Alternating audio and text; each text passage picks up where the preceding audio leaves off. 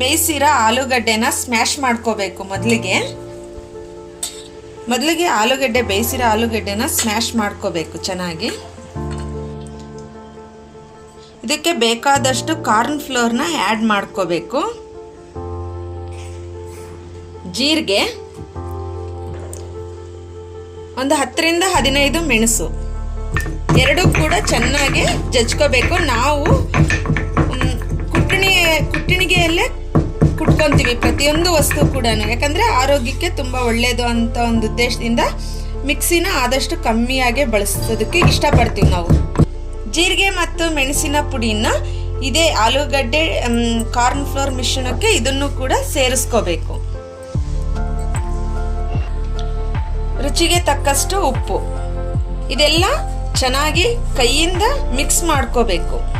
ಈ ಹದಕ್ಕೆ ಹಿಟ್ಟನ್ನು ಕಲಿಸ್ಕೋಬೇಕು ನೀಟಾಗಿ. ಇದು ಜಪಾನ್ ಒಂದು ಸ್ನ್ಯಾಕ್ಸು. ನಾವು ಇಂಡಿಯನ್ ಸ್ಟ್ರೆಚರ್ ಬರೋದಕ್ಕೆ ಜೀರಿಗೆ ಮತ್ತು ಮೆಣಸಿನ ಪುಡಿಯನ್ನು ಕುಟ್ಟುಬಿಟ್ಟು ಹಾಕಿದ್ದೀವಿ.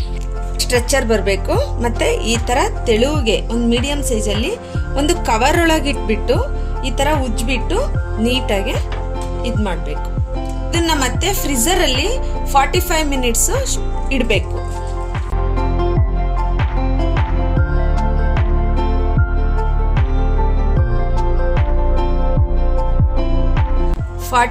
ಮಿನಿಟ್ಸ್ ನಂತರ ಫ್ರೀಜರಿಂದ ಹೊರಗಡೆ ತಗೋಬೇಕು.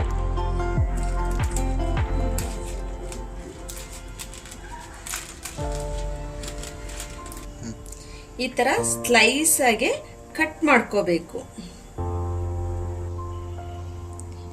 ಈ ಥರ 1 ಇಂಚ್ ಮೆಜರ್ಮೆಂಟ್ ಥರ ಕಟ್ ಮಾಡ್ಕೋಬೇಕು. ಚಿಕ್ಕ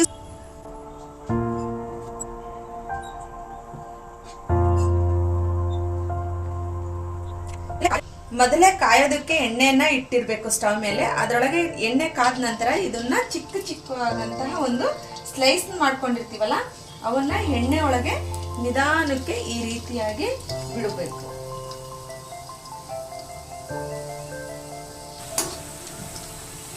ಗೋಲ್ಡನ್ ಕಲರ್ ಬರುವ ತನಕ ಎಣ್ಣೆಯಲ್ಲಿ ನಾವು ಸಿಮ್ಮಲ್ಲಿ ಮೀಡಿಯಂ ಸ್ಟವ್ನಲ್ಲಿ ಇಟ್ಕೊಂಡು ನಾವು ಡೀಪ್ ಫ್ರೈ ಮಾಡಬೇಕು. ಈ ಥರ ಗೋಲ್ಡನ್ ಕಲರ್ ಆಗಿರಬೇಕು. ಆವಾಗ ಎಲ್ಲನೂ ಎಣ್ಣೆಯಿಂದ ನಾವು ತೆಗಿಬೇಕು. ಇದಕ್ಕೆ ಸ್ವಲ್ಪ ಚಿಲ್ಲಿ ಪೌಡರು,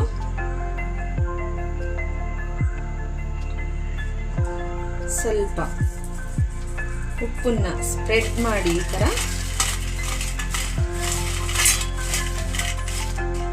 ಫಿಂಗರ್ ಚಿಪ್ಸ್ ಥರ ಮಿಕ್ಸ್ ಮಾಡಬೇಕು. ಯಾವಾಗಲೂ ಕೂಡ ಒಂದೇ ಥರ ಫಿಂಗರ್ ಚಿಪ್ಸ್ ತಿನ್ನೋದಕ್ಕಿಂತ ಈ ಥರ ವೆರೈಟಿಯಾಗಿ ತಿನ್ನೋದು ತುಂಬ ಚೆನ್ನಾಗಿರುತ್ತೆ. ಇದು ಟೊಮೊಟೊ ಕೆಚಪ್ ಜೊತೆ ಕೂಡ ತಿನ್ಬೋದು, ಮತ್ತು ಮಯೋನೀಸ್ ಮಿಕ್ಸಿಂಗ್ ಜೊತೆ ಕೂಡ ತಿನ್ಬೋದು. ತುಂಬ ಚೆನ್ನಾಗಿರುತ್ತೆ.